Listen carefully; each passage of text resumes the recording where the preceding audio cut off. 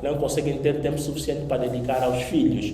Podemos falar também da fuga à paternidade, por exemplo. Podemos falar também da busca pela sobrevivência econômica, o que leva a que muitos pais trabalhem em um, dois ou mais setores da vida econômica. Portanto, neste caso, limitar a ação de educar a família pode representar um perigo.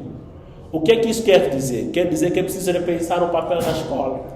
É preciso repensar o papel do professor. Portanto, o professor e a escola deixam de olhar apenas para o quesito da instrução, mas avançam para o quesito da formação e, como tal, da educação. Dito deste modo, o que eu estou querendo passar? É que a nossa defesa é que a educação deve se fundamentar em dois objetivos fundamentais. De um lado, a instrução, que é a transmissão dos conhecimentos históricos acumulados pela humanidade, matemática, física, química e outras. E, do outro lado, deve-se focar na formação e ética, que é a preparação do indivíduo para o exercício da cidadania plena. O que eu estou tentando dizer é que o que se espera da educação é que ele consiga formar um cidadão que tenha uma postura crítica, criativa e reflexiva. Por postura crítica, eu estou a dizer que a pessoa deve ser capaz de refletir sobre a sua realidade de forma crítica, analisar as diferentes situações que lhe ocorrem e ter um ponto de vista. Por postura criativa, estou a defender que a pessoa deverá saber como lidar com os problemas, até porque Jean Piaget, pai da psicologia da inteligência, definir a inteligência como sendo a capacidade individual de resolução de problemas. Por postura reflexiva, estou a defender que toda e qualquer ação nossa deve ser fundamentada no uso racional da razão, ou seja, usar a razão de forma racional para agir. Ponto. O que é que se pode colocar aqui? Há um enorme desafio na ação do professor e na ação da escola, como disse, que perpassa a instrução. Isso exige repensar o currículo, portanto temos que ter um currículo capaz de garantir que as pessoas que vão à escola não saiam apenas com um diploma, mas saiam com um conjunto de competências profissionais, técnicas, humanísticas e ética. Portanto, no final do dia, não é apenas dizer que ele é um bom técnico, mas sobretudo um bom cidadão, capaz de se posicionar social, política e historicamente no contexto em que está. Portanto, são essas balizas que julgo serem iniciais para pontuar o papel da escola, que não se limita mais uma vez à instrução, e desafiar os alunos e as alunas a de facto compreenderem que estão num processo de construção social. Posto isso, eu então passo a palavra para o Ítalo, que vai ter uma abordagem mais política, mais no sentido da democracia e da cidadania. Ítalo, a palavra é sua. Obrigado. Eu gostaria, agradeço inicialmente pelo convite de estar aqui. Não é fácil, por exemplo, eu estar numa universidade. A última vez que eu estive numa universidade a discursar foi na Agostinho Neto. E na sequência, o professor que me convidou tinha problemas. Espero que não seja o mesmo aqui, né? Eu, como estou a me especializar em movimentos sociais, o professor tinha uma certa dificuldade de falar sobre movimentos sociais, que é uma realidade muito distante dele. Então, ele convidou-me para dar aula relativamente aos movimentos sociais. E os estudantes, pelo menos, disseram que estavam a compreender a temática depois da minha intervenção, né? Eu só queria apresentar aqui esse parênteses. É a primeira vez que... Não, essa é a segunda vez que eu entro nessa instituição. Quando eu entrei, eu gostei de ver, pelo menos, a estrutura, não sei o quê, porque eu me gabo lá, nossa Universidade de Brasília é muito bonito, tem jardins, não sei o quê, e quando eu cheguei aqui, vi, não, aqui supera a nossa universidade em alguns aspectos, né? Eu gostaria já de puxar, porque eu não gostaria de estar aqui a partilhar os conceitos de política, de cidadania, democracia, porque todo mundo aqui tem contato com livros, já leu em algum momento. Mas vou puxar aqui o fio da educação como sendo a base. A educação é a base. Se nós quisermos ter política de igualdade, a base está na educação. Se nós quisermos ter democracia de igualdade, a base está na educação. Se quisermos ter participação cívica de igualdade, a base também está na educação. Se olharmos, por exemplo, para os discursos dos políticos angolanos, nós vamos ver que são discursos muito distantes da realidade do povo angolano e algumas vezes até soam como insulto mesmo. E o problema disso reside na educação que essas pessoas tiveram, né? Foram pessoas mal educadas e elas partilharam, ou seja, vão expressando isso no seu cotidiano. Se nós fazermos uma comparação entre os discursos políticos dos deputados, por exemplo, em Portugal, ou dos deputados no Brasil, nós vamos ver que eles até definem conceitos. Numa breve entrevista, ele consegue te esclarecer. Se você assistir os debates do parlamento angolano e você é intelectual, você não vai ter paciência de acompanhar aqueles senhores.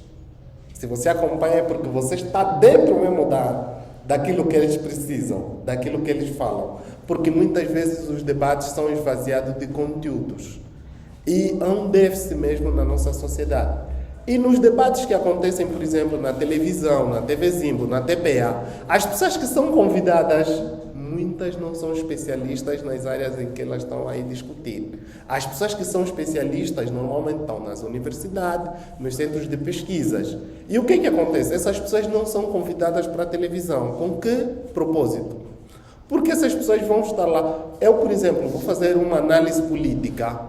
Antes de eu ir para a televisão, eu tenho que estudar, tenho que pesquisar. Eu não posso sair da minha casa, se preparar, estar na televisão e começar a falar, olha, a cor da bandeira de Angola tem o sangue de Jesus Cristo, né? O ar que nós respiramos é um ganho da paz. Não sei o quê. A pessoa, quando faz isso, é porque a pessoa sabe em que sociedade está inserida, qual é a qualidade da educação nessa sociedade. E por mais estranho que possa parecer, a pessoa sabe precisamente o que está a fazer. Porque nós temos pessoas que são promovidas para serem ministros, governadores, administradores. Não é porque estuda numa universidade e mostrou trabalho de qualidade e foi promovida. A pessoa foi na televisão, falou algumas coisas aí que agradou aquela pessoa que está no poder e automaticamente ela foi cooptada.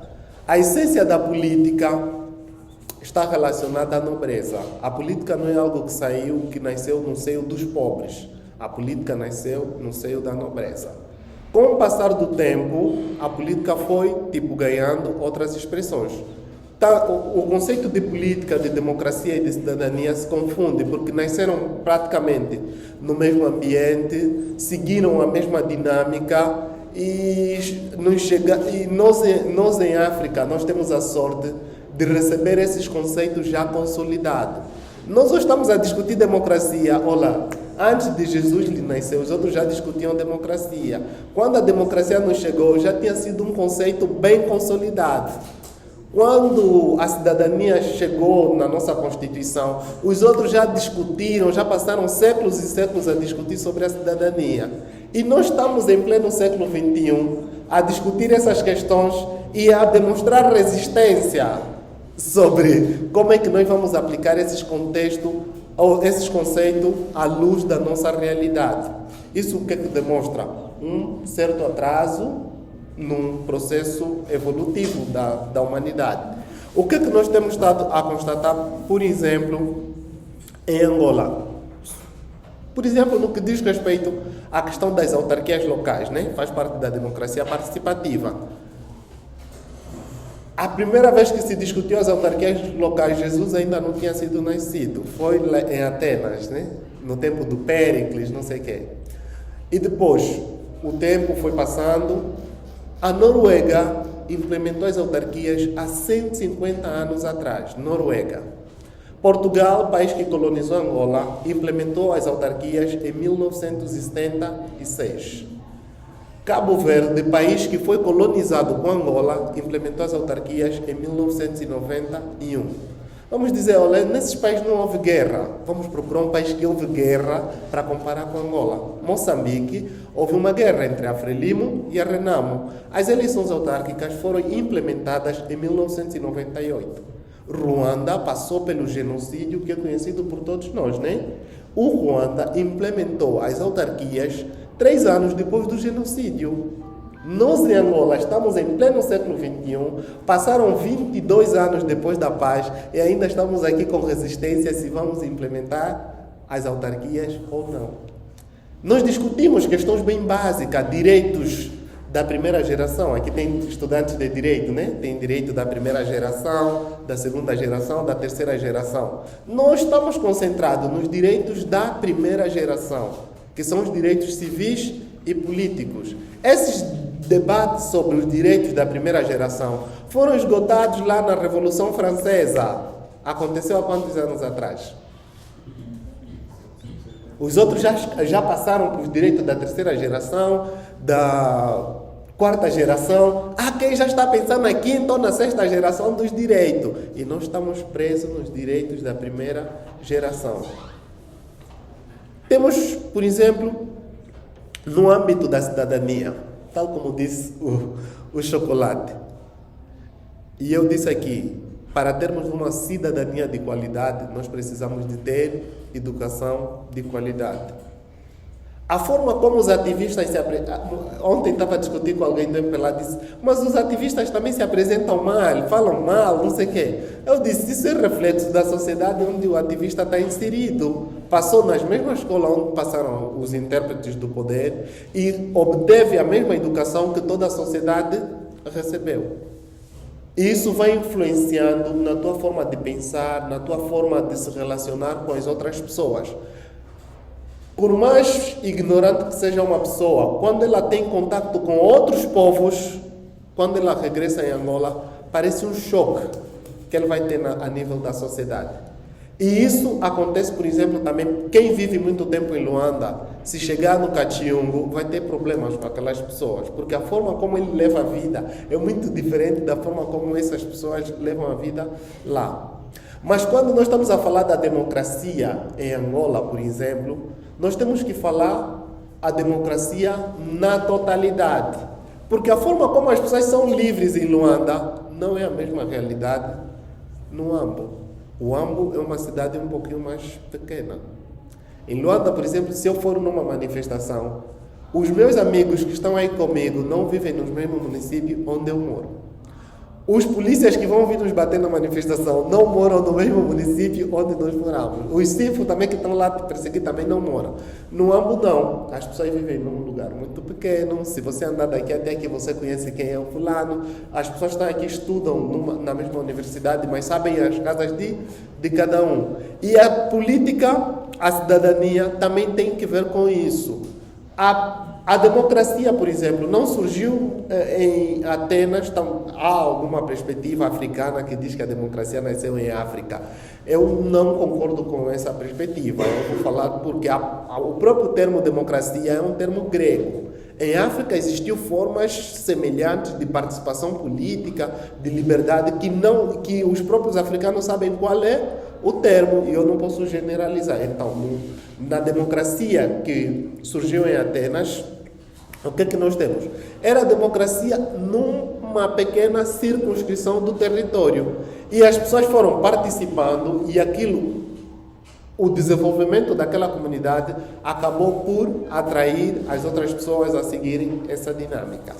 Nós em Angola, por exemplo, já vou terminar. Em Angola, os portugueses chegaram aqui lá no século XVI, né? Por aí fora. Durante muito tempo, os portugueses não investiam no setor social. Quando eu falo do setor social, abrange a questão da educação. E nos mantiveram na ignorância durante muito tempo. Nos anos de 1800, quer dizer, a partir dos finais do século XIX, os ingleses perceberam a importância geoestratégica do corredor do Lubito. E então eles negociaram com os portugueses para criar o caminho de ferro de Benguela, que sai de Benguela até ao Luau e depois vai para uma parte para o Congo, uma parte para a Zâmbia e vai se desdobrando. O que aconteceu com o surgimento do caminho de ferro de Benguela? O centro da gravidade política e econômica de Angola ficou no corredor do Lubito. Por isso é que muitas vezes diz que a zona mais populosa de Angola era este corredor, sobretudo a província mais populosa naquela altura era Huambo. Luanda é uma cidade que foi concebida, que foi criada para ter 2 milhões de habitantes. Huambo foi criada para ter 4 milhões de habitantes. Hoje Luanda tem uma sobrelotação. Em Luanda hoje moram mais de 12 milhões de habitantes e no Huambo acho que ainda há espaço. Onde é que eu quero chegar? Os portugueses, antes de se retirarem de Angola, eles estavam a conceber o Huambo como a capital política. Por quê? À luz da geoestratégia, as capitais não podem fazer fronteira com o mar, porque correm o risco de serem invadidas e se perde o poder político. O que é que acontece? Por exemplo, Estados Unidos, a capital era quê? New York. A capital passou para Washington. Brasil, a capital era Rio de Janeiro. Tiraram a capital do Rio de Janeiro e mandaram para Brasília. A Rússia, que até nosso modelo, que nós seguimos, a capital da Rússia era São Petersburgo. Passou para Moscou. Vamos em África.